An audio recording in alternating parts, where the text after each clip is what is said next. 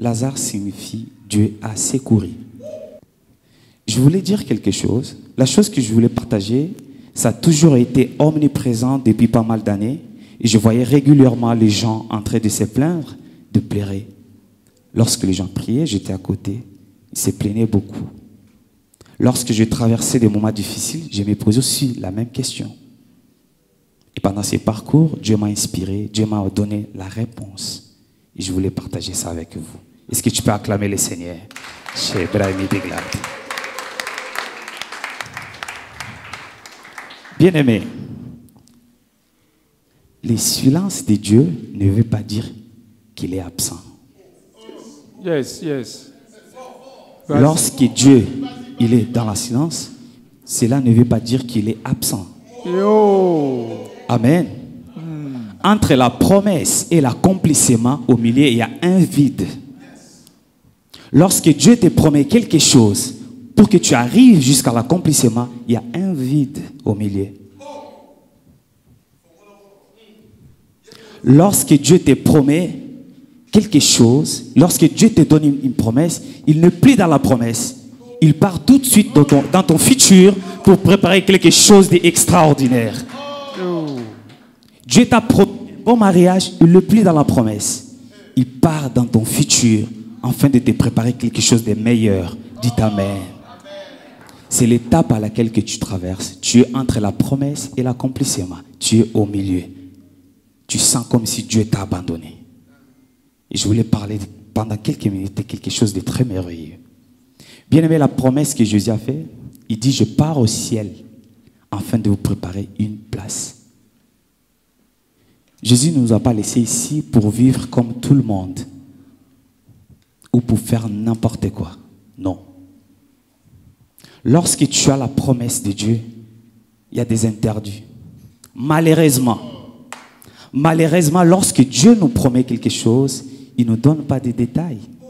Il ne nous dit pas quelles sont les choses que tu vas rencontrer au cours de la route. Lorsqu'il a promis les enfants d'Israël Canaan, il n'a pas mentionné qu'il y aura la mer Rouge et le désert. Il a juste donné la promesse. Est-ce que je peux avancer? Amen. Avance. Tu es entre la promesse et l'accomplissement. Parmi les interdits, une personne qui a la promesse ne peut pas amener une vie de péché. Hey. Tu ne peux pas amener une vie de péché lorsque tu as la promesse de Dieu. Pourquoi? Le péché, ça n'enlève pas la promesse, mais ça traîne l'accomplissement de la promesse. Amen. Amen. Lorsque Dieu t'a promis quelque chose, c'est interdit d'amener une vie de péché. C'est interdit. Je ne suis même pas encore rentré dans mon message, c'est juste l'introduction. Oh, amen. Dieu t'a promis un bon mariage, ce n'est pas pour avoir 4 copains, 5 copains, non. La première chose que je dis, c'est éviter d'amener une vie de péché. Parce que ça traîne l'accomplissement de la promesse. Dis avec moi la deuxième chose. La deuxième chose. C'est la foi. Yes. Lorsque Dieu te promet quelque chose, ça ne sert à rien d'amener une vie de la sanctification si tu n'as pas la foi. Tu ne vivras pas du tout l'accomplissement de la promesse. Parce que tu ne crois pas le Dieu qui t'a promis le mariage, c'est le même Dieu qui va te donner le mariage. Il t'a promis un bon mariage, il te donnera certainement. Il faut avoir la foi. Lorsque tu marches dans la sanctification, tu rajoutes la foi pour vivre l'accomplissement. Amen. Amen. Dis avec moi la troisième chose. La troisième chose. C'est le temps de Dieu. Ah. Amen. Lorsque tu marches dans la sanctification, tu as la foi, tu dois rajouter le temps. Tu dois être patient. Voilà pourquoi Habakkuk a dit, même si la prophétie tarde, attends-la, elle s'accomplira certainement. C'est le temps de Dieu. Tu ne peux pas être pressé. Tu as la promesse, tu marches dans la sanctification, tu crois que Dieu peut faire quelque chose, mais attends le temps de Dieu. Amen. Amen. C'est quelque chose de très important. Marie et Jésus se retrouvent dans la fête des noces. Subitement, dans la fête, il n'y avait plus vent. Marie est partie voir Jésus, il dit, il n'y a plus vin. La première réponse de Jésus, c'était négative. Il dit, femme, qu'y a-t-il entre moi et toi? Mon temps n'est pas encore arrivé. Pourquoi Jésus avait rebondi sur les temps? Pourquoi? Quand nous lisons cette histoire, nous passons. On lit souvent. Dans cette histoire, il y avait 3 choses que je viens de mentionner ici. Il y avait les temps, il y avait la foi et il y avait la sainteté. Lorsqu'on voit Jésus, c'est l'image de la sainteté. Jésus, c'était quelqu'un qui n'avait pas de péché. C'est l'image de la sanctification. Lorsque Jésus avait dit à Marie que mon l'heure n'est pas encore arrivé, il parlait des temps. Est-ce que je peux avancer? Quelqu'un me comprend? Qu'est-ce qui se passe? Marie a dit au serviteur qui était à côté, faites ce que vous dira. Erreur des Français. Erreur des Français. Lorsqu'il sera prêt, faites ce que vous dira. Mais elle a dit, faites ce que vous dira. Là, on parle de la foi. Elle savait que Jésus allait faire quelque chose. Bien-aimé, laisse-moi te dire quelque chose. Lorsque tu attends les temps de Dieu, Dieu ne se limite pas seulement dans les choses que tu as demandées, il part au-delà de la chose que tu as demandée. Chez Brahim Deglade. Merci, papa. Amen. Dieu ne se limite pas seulement dans les choses que tu as demandées. Il part au-delà de la chose que tu as demandée. Lorsque tu marches en sanctification, tu as la foi, il y a les temps de Dieu. Dieu te donnera au-delà. Je vais donner un exemple.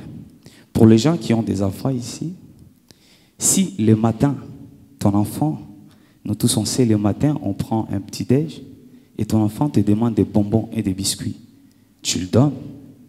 Les après-midi, il fait la même chose. Les soirs, nous tous on sait, avant de dormir, il faut qu'on mange quelque chose de solide. Ton enfant te demande encore des bonbons et des biscuits. Tu le donnes. Je vous pose la question. Est-ce que tu contribues pour la santé de ton enfant ou tu détruis carrément la santé de ton enfant? Pourquoi? Ce n'est pas parce que la chose qu'il te demande, c'est une mauvaise chose. Non, c'est le temps. C'est le temps à laquelle il te demande la chose n'est pas bonne. Mais l'impression que maman donne à son enfant, c'est que maman, elle est mauvaise. Ouais. Comment je demande quelque chose, mais elle ne me donne pas. Mais maman, elle sait que si je donne, je détruis carrément la santé de mon enfant. Est-ce que je peux avancer? Maman, elle sait exactement les moments opportuns. Elle sait que si elle mange quelque chose, si mon fils mange quelque chose de solide, lorsqu'il va me demander des bonbons et des biscuits, je vais donner.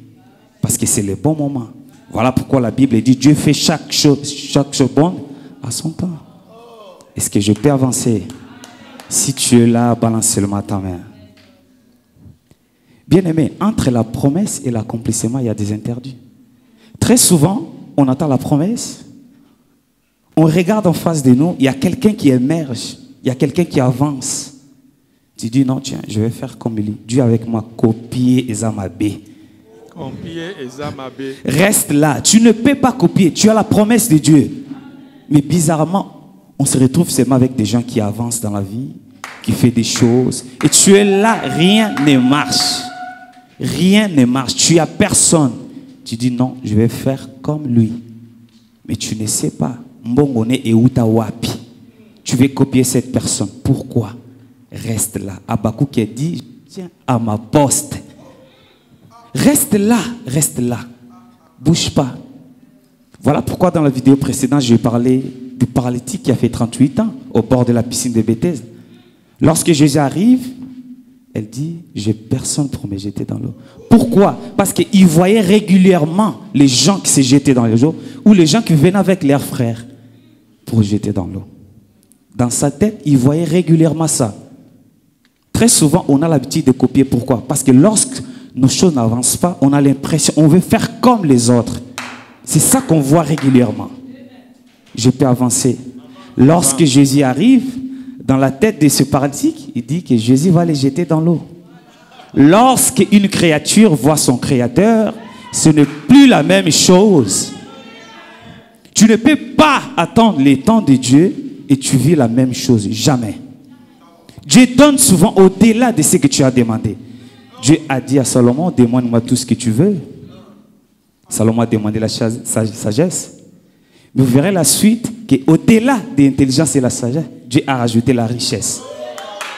Notre Dieu, ce n'est pas un marabout. Non.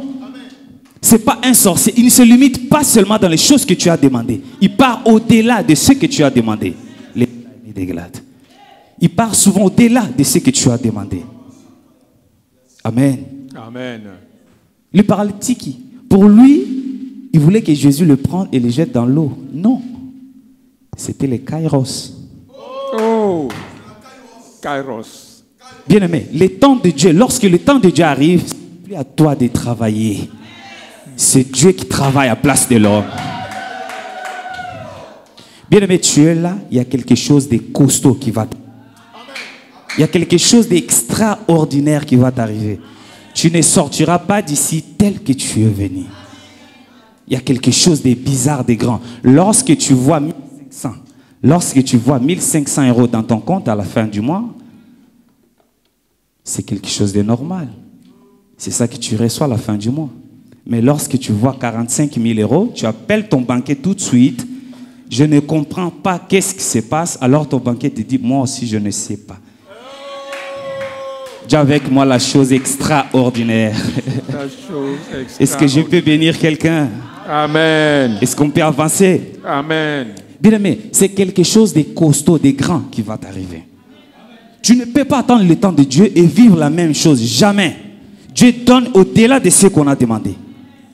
Est-ce qu'on peut voir la chose de costaud qui va t'arriver ce soir? On se met debout pour lire une portion des Écritures.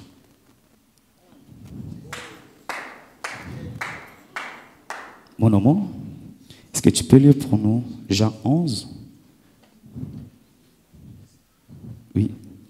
Première jusqu'à 6e verset.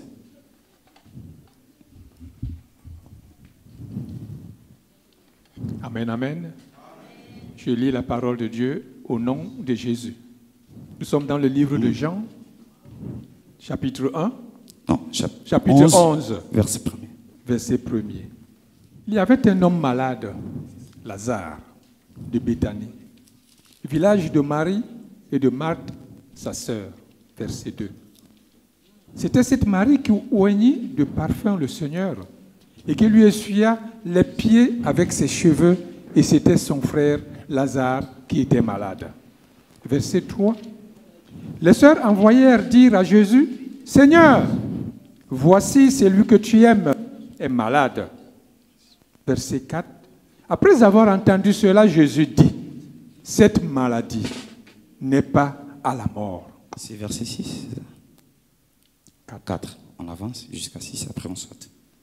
Mais elle est pour la gloire de Dieu, afin que le Fils de Dieu soit glorifié par elle. Verset 5. Or, Jésus aimait Marthe et sa sœur et Lazare. Verset 6. Lors donc il lui apprit que Lazare était malade, il resta 2 jours encore dans le lieu où il était. Au moment, on saute, on prend 17 jusqu'à 34. Verset 17. Nous sommes toujours dans le livre de Jean, chapitre 11, verset 17. Jésus étant arrivé, trouva que Lazare était déjà depuis 4 jours dans le sépulcre. Verset 18. Et comme Béthanie était près de Jérusalem, à 15 stades environ, beaucoup de Juifs étaient venus vers Marthe et Marie pour les consoler de la mort de leur frère.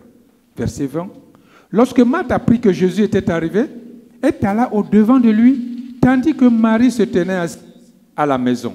Verset 21. Marthe dit à Jésus, « Seigneur, si tu eusses été ici, mon frère ne serait pas mort. Mais maintenant même, je sais que tout ce que tu demanderas à Dieu, Dieu te l'accordera. » Verset 23. Jésus lui dit, « Ton frère ressuscitera. » Verset 24. « Je sais, lui répondit Marthe, qu'il ressuscitera à la résurrection au dernier jour. » Verset 25. Jésus lui dit, « Je suis la résurrection et la vie. Celui qui croit en moi vivra quand même il serait mort.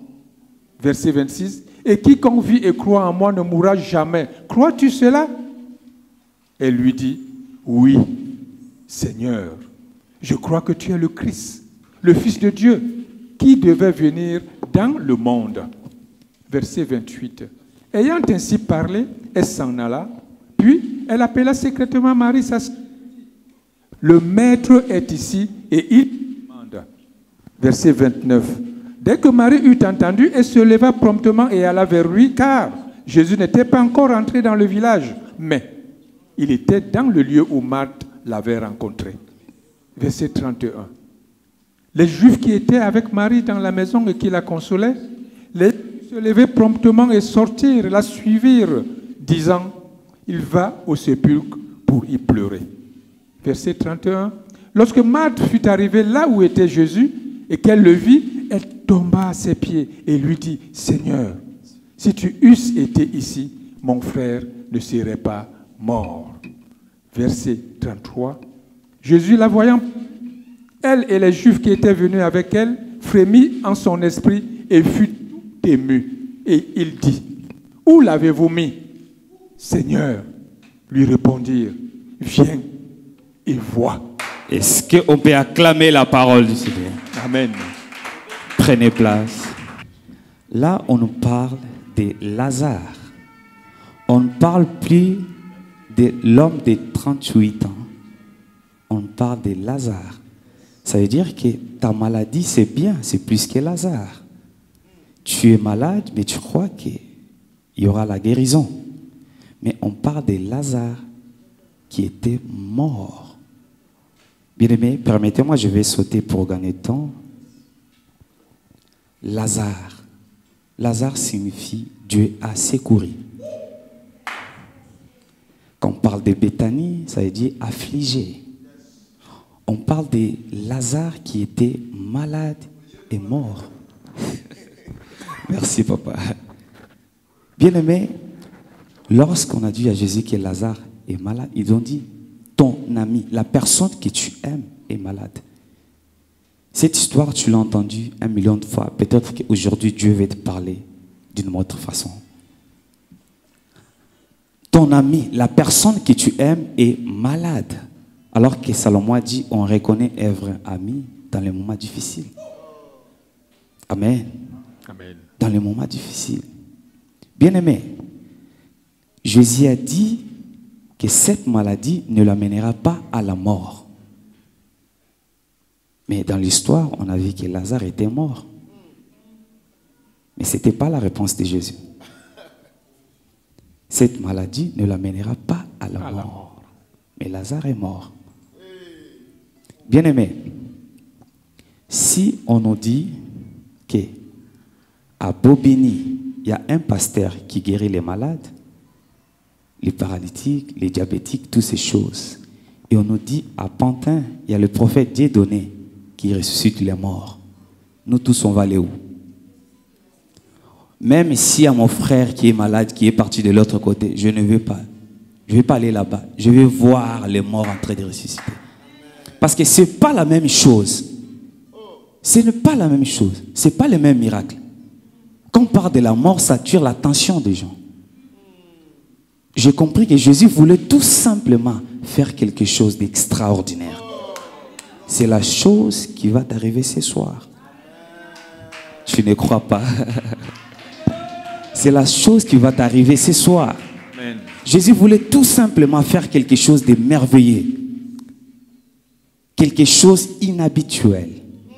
Pas quelque chose qu'on voit du jour au jour, Non. au quotidien. Non. T'es- Jésus resta encore 2 jours là où il était. Il resta 2 jours. Bien-aimé, j'avance. Lorsque Marthe a entendu que Jésus était dans la ville, elle est partie tout de suite voir Jésus. Et elle dit, si tu étais là, c'est une supposition, si tu étais là, mon frère n'allait pas mourir. Si tu étais là. Et bizarrement, lorsque Marthe parlait avec Jésus, elle était debout. Elle parlait avec Jésus comme ça. si tu étais là, mon frère n'allait pas mourir. Lorsqu'on voit Marthe debout, on voit Israël en position de l'orgueil. On voit Israël en position de l'orgueil. Lorsqu'on voit Marthe debout s'adresser avec Jésus, on voit Israël en position de l'orgueil. Pourquoi? Israël va dire à Jésus-Christ, moi, il y a costaud, il y a mbinga. Bien aimé, Marthe appela Marie. Lorsque Marie arrive, Marie, elle prend le même discours. Elle dit, si tu étais là. Mais lorsque Marie parle avec Jésus, elle était comme ça. Si tu étais là, mon frère n'allait pas mourir. Là, on voit l'adoration.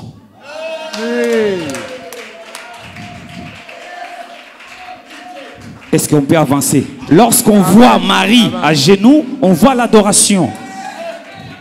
Bien-aimé, quelle est la position lorsque tout va mal? Lorsque tout ne va pas bien, quelle est ta position? Est-ce que tu es debout ou tu es à genoux? Tu es debout ou à genoux? On voit l'adoration. On voit l'orgueil et l'adoration. Marie à genoux, si tu étais là.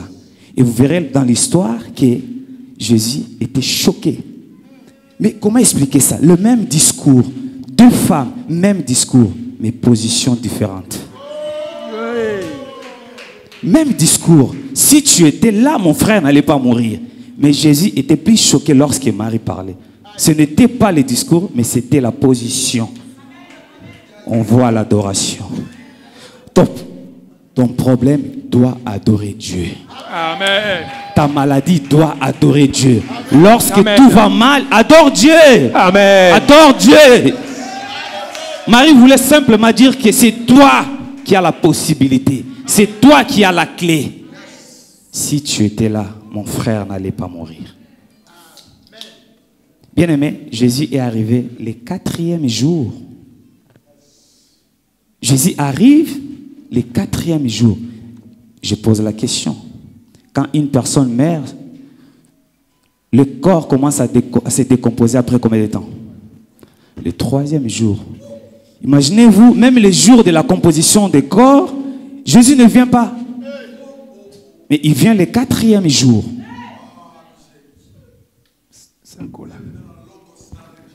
Les 3 jours de Lazare dans le tombeau, ça nous parle seulement des périodes.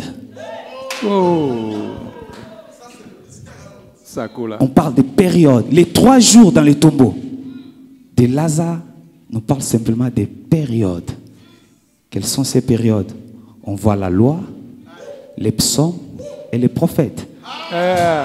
Mon nom, est-ce que tu peux lire pour nous, s'il te plaît? Nous sommes dans le livre de Luc, chapitre 24, verset 44. Puis il leur dit, c'est là ce que je vous disais lorsque j'étais encore avec vous, qu'il fallait que s'accomplisse tout ce qui est écrit de moi dans la loi de Moïse, dans les prophètes et dans les psaumes. Merci. Alors, non, c'est bon là. Amen. Là, on parle de quoi? Mon nom, répète, s'il te plaît. Puis il leur dit, c'est là ce que je vous disais lorsque j'étais encore avec vous, qu'il fallait que s'accomplisse tout ce qui est écrit de moi dans la loi de Moïse, dans les prophètes et dans les psaumes. Amen. Prenez place. Je parlais des 3 jours de Lazare. Ça nous parle des périodes. La loi, les psaumes et les prophètes. Le monde a été secoué par la maladie. Le monde a été secoué par beaucoup de problèmes. Il manquait même un docteur, un médecin pour guérir le monde. Mais il aurait fallu l'homme de la 4e génération. Voilà pourquoi Jésus est arrivé le 4e jour. Il est arrivé comme l'homme de la 4e génération. Révélation.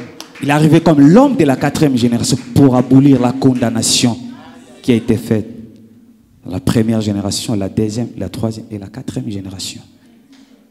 Dis avec moi chiffre 4. Lorsqu'on parle du chiffre 4, il fallait que David soit la 4e personne pour faire tomber Goliath. Parce que ses 3 frères, ils étaient déjà dans la guerre. Il est venu comme la 4e personne. Chez Brahmi Degla. Dis avec moi chiffre 4. Lorsqu'on parle du chiffre 4, on voit la création. Lorsqu'on voit la création, on voit Léa avec ses 4 enfants. Est-ce qu'on peut lire pour conclure? Nous sommes dans le livre de Genèse, chapitre 29, verset 32 Oui, à 35. à 35. Oui, Léa devint enceinte oui, et enfanta un fils à qui elle donna le nom de Ruben. Car elle dit, Éternel a vu mon humiliation et maintenant mon mari m'aimera.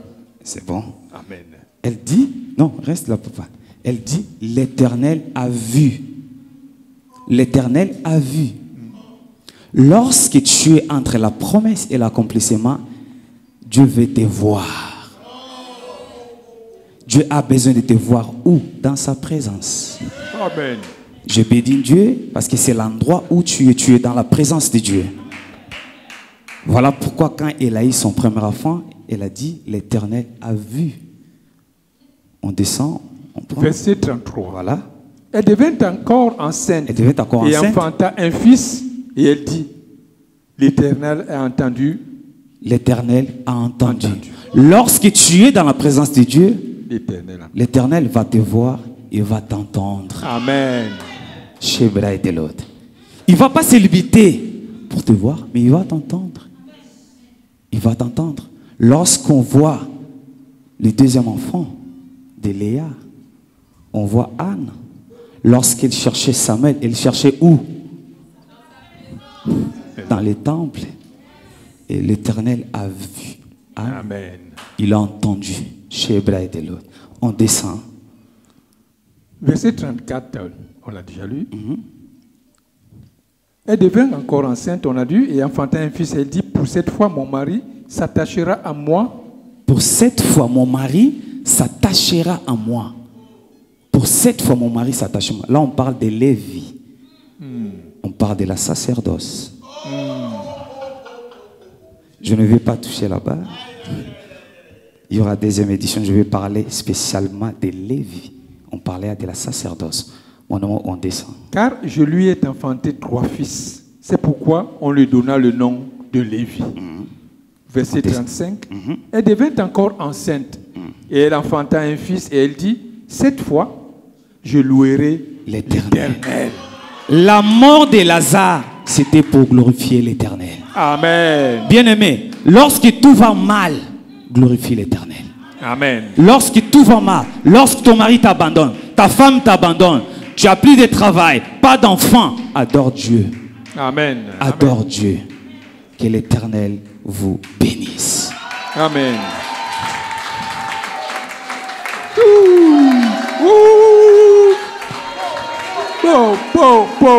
Amen.